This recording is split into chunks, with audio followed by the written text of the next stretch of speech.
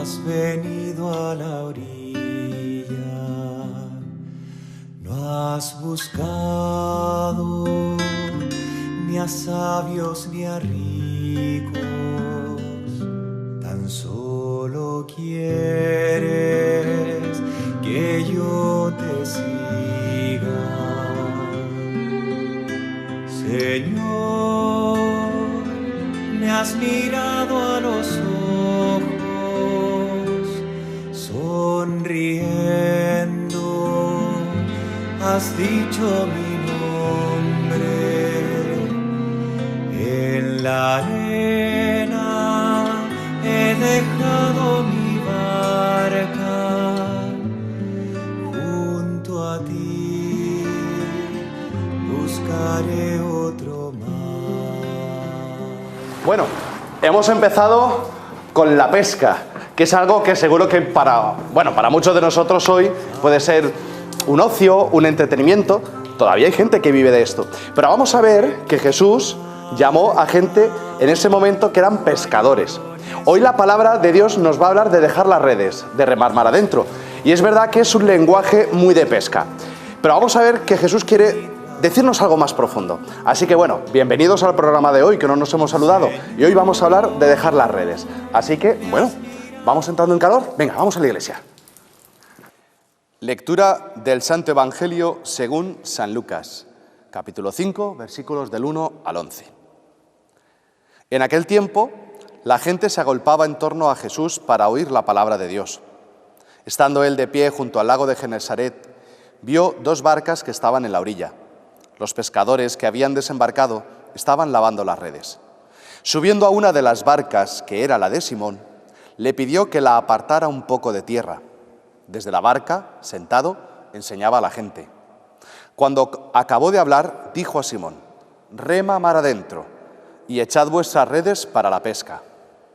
Respondió Simón y dijo: «Maestro, hemos estado bregando toda la noche y no hemos recogido nada, pero por tu palabra echaré las redes».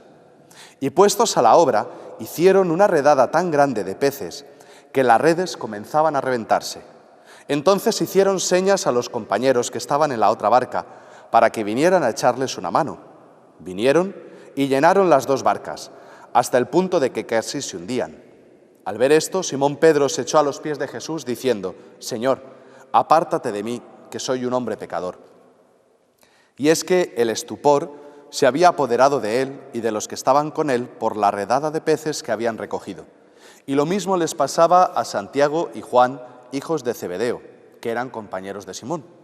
Y Jesús dijo a Simón: «No temas, desde ahora serás pescador de hombres». Entonces sacaron las barcas a tierra y dejándolo todo, los siguieron. Palabra del Señor. Bien. La semana pasada hablábamos del tema de la elección, esta elección que Dios había hecho con el profeta Jeremías y que aquí se plasma en la vocación de los primeros apóstoles. Hay un contexto en esta elección de hoy, es un caso concreto, y es que Dios entra a llamarnos en nuestro ambiente, en las cosas que nosotros hacemos, pero fíjate una cosa, Abraham no tenía hijos, no tenía tierra, Moisés llama Dios a través de Moisés a un pueblo de esclavos. Y ahora Dios podría haber llamado a Pedro o a los otros apóstoles en cualquier otro momento, pero los llama en un momento en el que están repasando las redes después de un momento de frustración, de un momento donde su esfuerzo no ha llegado a ninguna parte. Llevan toda la noche, no han pescado nada. Si alguien sabe de pesca, sabéis que ese es el momento de pescar, la noche, de día no tanto. Y ahí es donde Dios entra. Generalmente, Dios nos llama cuando tú y yo ya no tenemos nada que perder. Y a veces la vida se nos tiene que acabar el vino, como veíamos otras veces, o estar toda la noche tirando redes para que podamos quizá abrir un poquito el oído.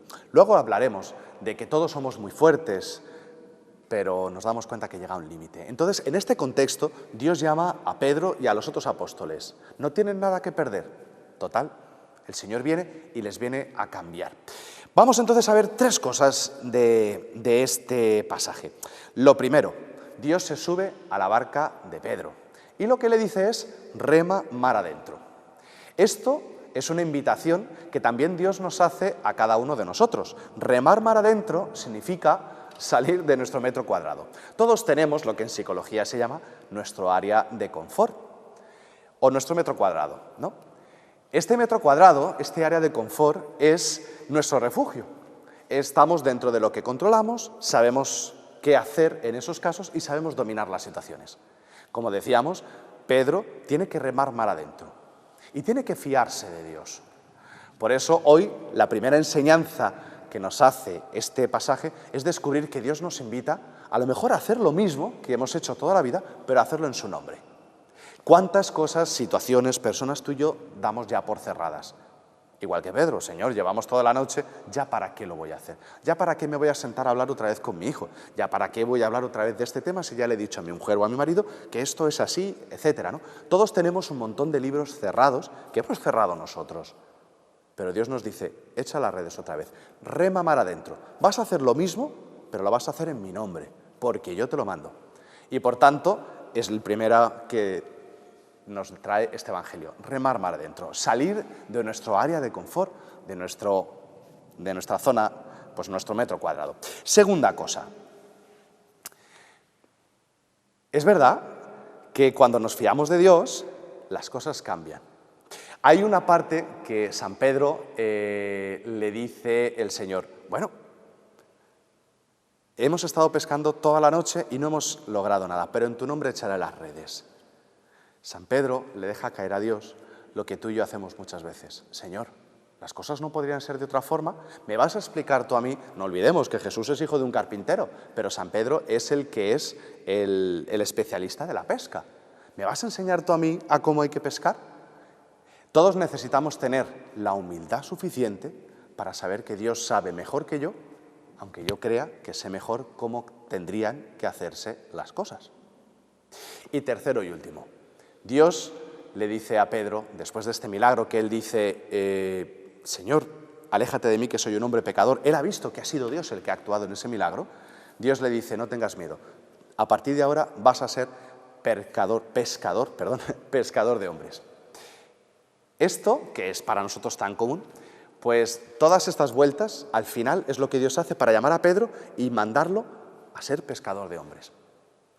Hemos visto al inicio este vídeo de pesca donde se ve cómo en el anzuelo hay que poner algo, ¿no? Un gusano o algo de comida, pero para ser pescador de hombres, ¿yo qué pongo en el anzuelo? Todos seguro que hemos tenido la experiencia de que hemos querido hablar de Cristo a alguien y quisiéramos saber yo qué le digo para convencerlo. Pues ese es un error muy grande, porque el Señor nos llama a ser pescadores, a tirar la red. Pero no soy yo el que hago que el pez entre dentro. Yo no puedo convencer a la gente, pero sí puedo poner una cosa en el anzuelo. Para pescar peces, yo me acuerdo cuando íbamos de pesca en el pueblo, que nos íbamos al pantano, hacíamos una masilla con miga de pan, azafrán, sal, etcétera, o poníamos lombrices. Y nos preparábamos, según lo que queríamos pescar, poníamos algo en el anzuelo. ¿Qué hay que poner en el anzuelo para pescar hombres? Pon tu corazón, pon tu experiencia. Y por eso Cristo, antes de elegir a Pedro, le hace vivir la experiencia de la frustración, del no tener fruto y de que en su nombre sí hay un fruto.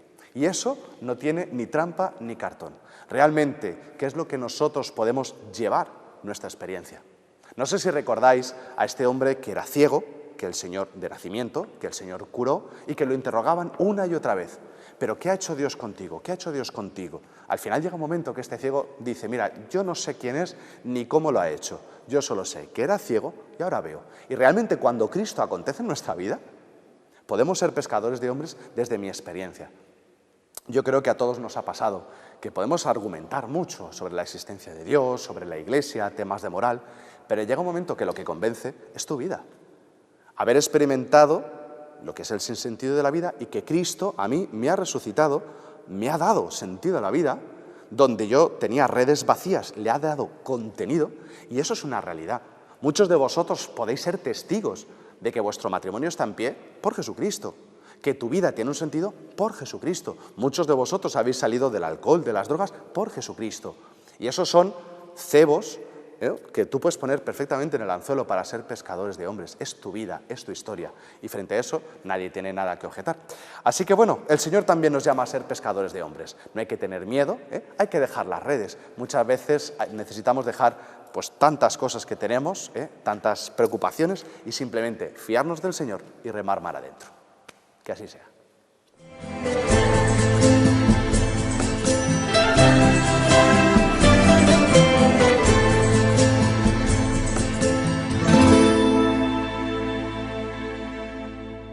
Hoy topamos con la Iglesia y precisamente el texto del Evangelio nos habla de este encuentro entre Jesús y Pedro, la elección, la vocación, dejar las redes, que Dios haga las cosas a su forma. Y el Santo Padre, el Papa Francisco, en este último documento que nos ha regalado, la Gaudete et Exsultate, habla precisamente de dos dificultades que tenemos para ser santos hoy en día. Y es verdad que hace un análisis, y yo quiero compartir con vosotros. En el principio del documento, en la primera parte, habla de estos dos peligros, que son el gnosticismo y el pelagianismo. Es verdad que son dos palabras que a lo mejor pues hace falta explicarlas, pero el Papa lo hace estupendamente. A ver, todos estos dos peligros son, digamos, actuales, pero vienen de muy antiguo. Los primeros cristianos, cuando tienen su experiencia de fe, obviamente la tienes que expresar dentro de una filosofía y de una mentalidad propia de la época. Pero existieron unos cristianos que con el gnosticismo quisieron expresar la fe cristiana, pero al final terminó siendo más un gnosticismo, propiamente dicho, que la fe cristiana. ¿En qué consiste este peligro del gnosticismo para nuestra fe y para nuestro camino en la santidad? Pues el gnosticismo lo que intenta es explicar racionalmente y totalmente a Dios. Ya vais a ver que en el programa hablaremos en la entrevista de que fe y ciencia se pueden encajar, pero se complementan. El problema es cuando nuestra razón, en su vanidad, quiere comprender a Dios totalmente. Muchos conocéis la historia de San Agustín, que en este sueño que tuvo veía como un niño intentaba meter el mar en un agujero en la playa.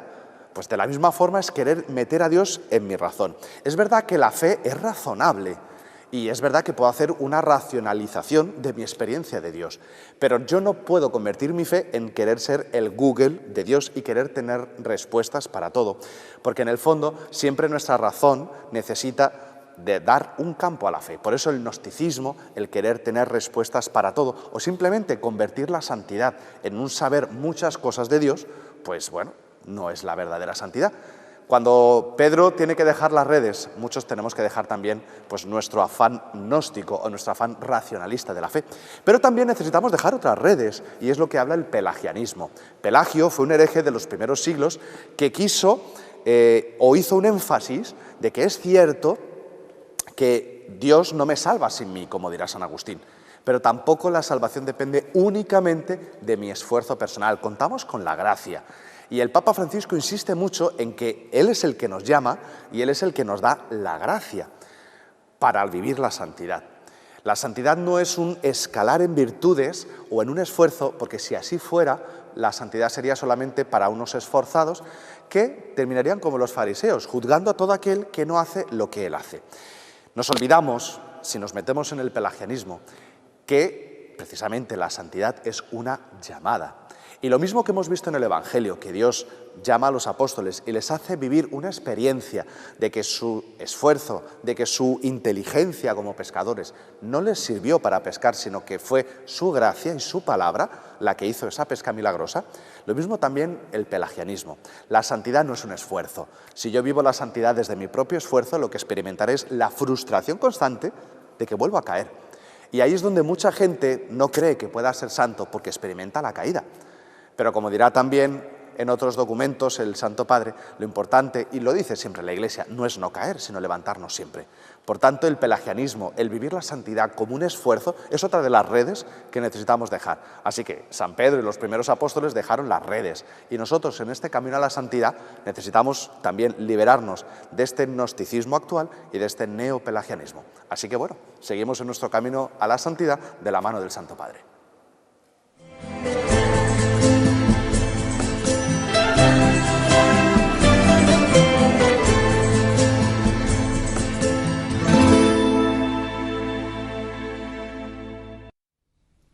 Bien, continuamos con esta sección de ser un católico sin vergüenza, no tener complejos ni tener miedo de poder unir nuestra fe con nuestra profesión o incluso con la ciencia, como hablábamos la semana pasada.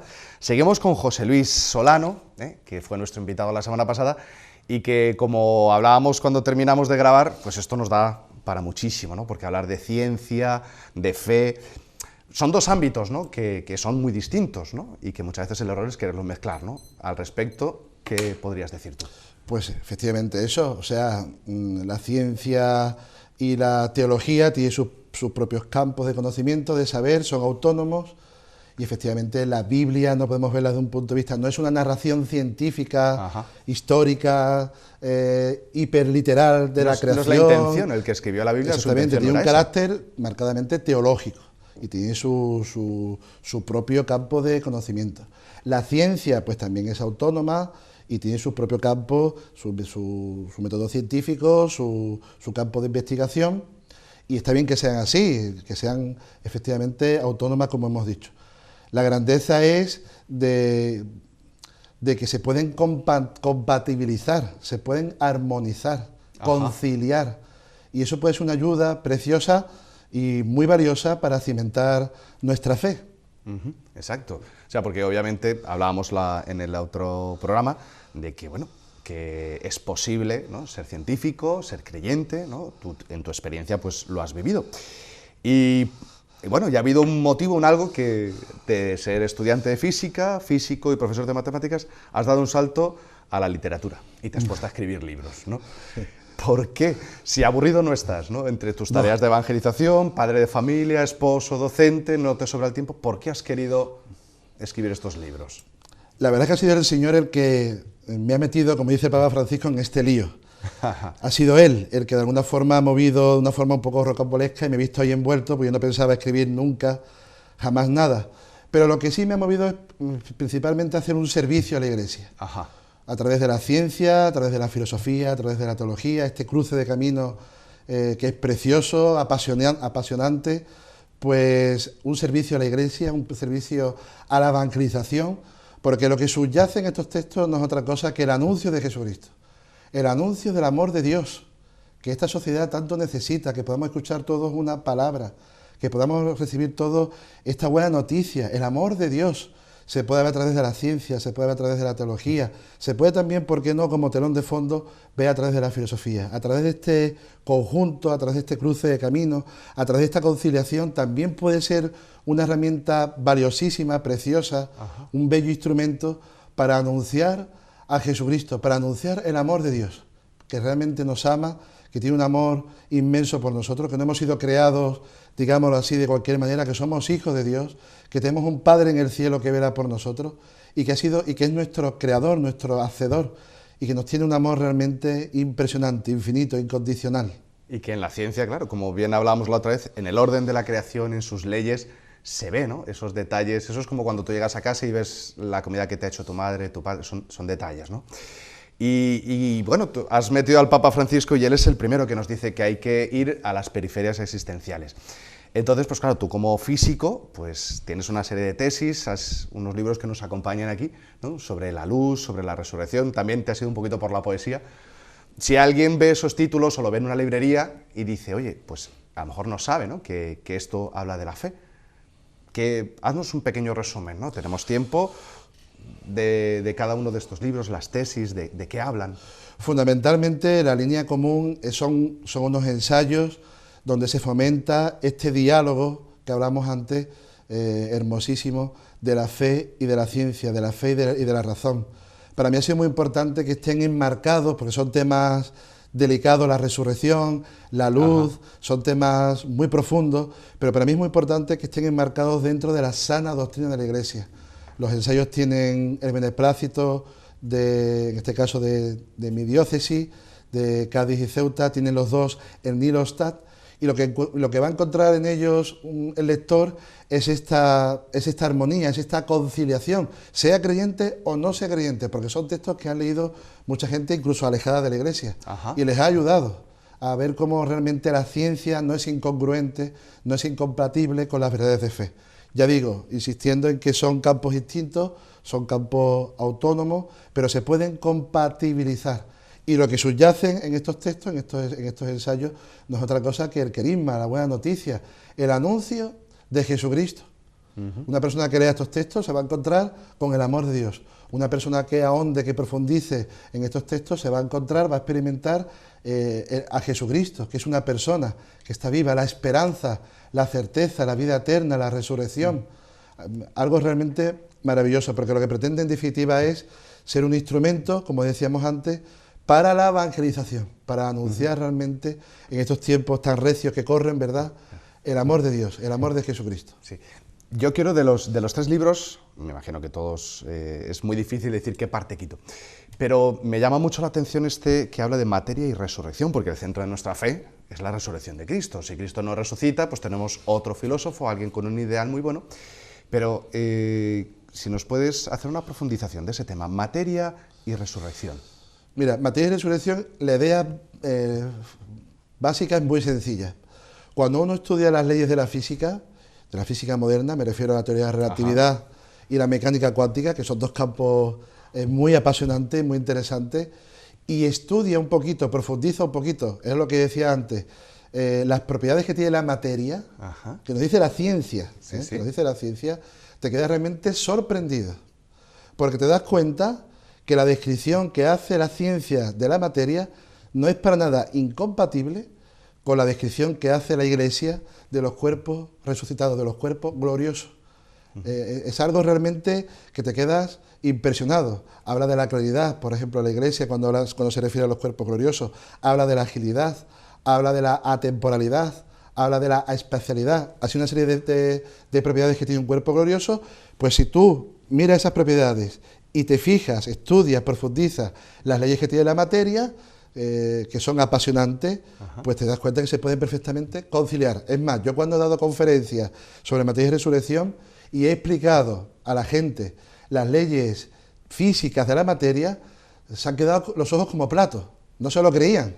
Me estás contando ciencia ficción, cuentos chinos. No, son las leyes de la física sobre la materia, que pueden conciliarse, que pueden casarse. Ya digo, no hace una demostración científica exacta, no se trata de eso, sino que se pueden conciliar perfectamente, se pueden armonizar con las propiedades del cuerpo glorioso de nuestro Señor Jesucristo. Él resucita con un cuerpo material, físico, que tiene unas propiedades físicas que son perfectamente, como digo, conciliables, compatibles con las leyes física que nos dice la ciencia sobre la materia, y te quedas realmente sobrecogido. Bueno, pues esa idea central es materia y resurrección. Caray. Bueno, obviamente yo te escucho hablar y claro, yo como sacerdote, como teólogo, pues claro, no todos tenemos la capacidad de tener estos pues 2 ámbitos, ¿no? Así que nada, José Luis, simplemente darte muchísimas gracias. A vosotros. Porque bueno, el Señor te ha dado una capacidad, un estudio, y lo has querido poner al servicio de la Iglesia, ¿no? Y bueno, así termina nuestra primera entrevista con un católico sinvergüenza, y seguro que detrás de las pantallas que nos estáis viendo hay muchos que también sois un católico sinvergüenza, que no tienes miedo de vivir tu fe, así que podéis escribirnos a nuestro correo electrónico y podéis compartir con nosotros todas las iniciativas que estáis haciendo, ¿no? Del arte, de la ciencia, de la literatura, que simplemente lleváis como forma de evangelizar. Así que, José Luis, muchísimas gracias. A vosotros. Que Dios te lo pague. Muchas gracias. Y continuamos con nuestro programa.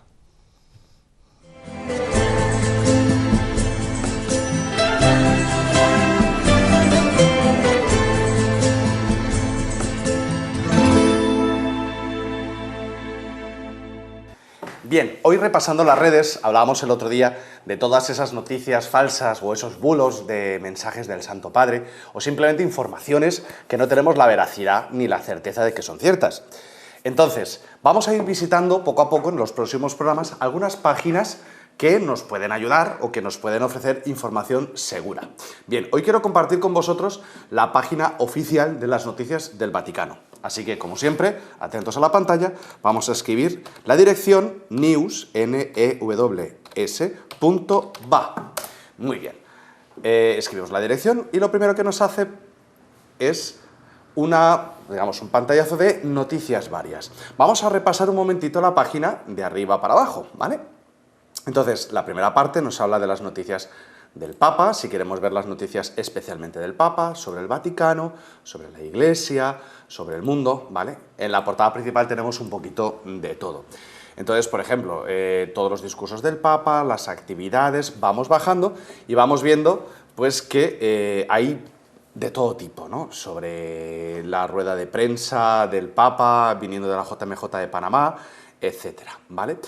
Vamos a ver que hay un primer apartado debajo, es precisamente con todas las noticias de esta JMJ de Panamá que acaba de celebrarse.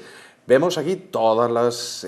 puedes hacer clic en la noticia que más te interese y debajo tenemos también otra parte que es muy importante, que son todas las audiencias del Papa, todos los ángelus o la misa en Santa Marta. Puedes entrar, por ejemplo, en el ángelus, hacemos clic y tenemos el ángelus, el último, el del 20 de enero del 2019. ¿Que quieres verlo? Aquí tienes el vídeo, ¿vale? Está todo en plataforma de YouTube, de modo que podéis verlo prácticamente desde el móvil o desde el ordenador. Todo esto pues nos tiene informadísimos sobre la actividad del Santo Padre, del Vaticano, etc. Y como siempre vais a ver que todas estas páginas web tienen pues muchas más aplicaciones complementarias. Tienes el Facebook, el Twitter, ¿no? E incluso el Instagram del Santo Padre. Y también pues la palabra del día, el santo del día, oraciones, etc. Y abajo del todo pues tenéis muchas más complementaciones. En fin, son muchas páginas las que la Iglesia Católica tiene para fiarnos o para buscar información verídica. Así que, bueno, no os dejéis llevar por todo lo que te manden por el WhatsApp o por las redes sociales, verificad que sea realmente del Santo Padre, porque muchas veces queriendo evangelizar a través de las redes, lo que hacemos a veces es liarla peor. Así que nada, aquí os dejo Vatican News, news.va, ¿vale? Es la página de hoy, para que no tengamos excusa de estar informados sobre nuestra Iglesia. Bueno, pues esto ha sido todo por hoy. Es curioso que muchas veces pensamos que para seguir al Señor tenemos que prepararnos y llevar cosas, pero ya hemos visto hoy que simplemente es dejar redes, dejar criterios y dejar muchas veces esquemas y concepciones falsas. Así que bueno, espero que hayáis disfrutado de todo nuestro programa de hoy. Así que nada, nos vemos en la próxima. Seguimos esperando vuestros mensajes. Nos esperamos. ¡Ay, espera! Miguel Ángel, vaya usted con Dios, hombre, por favor.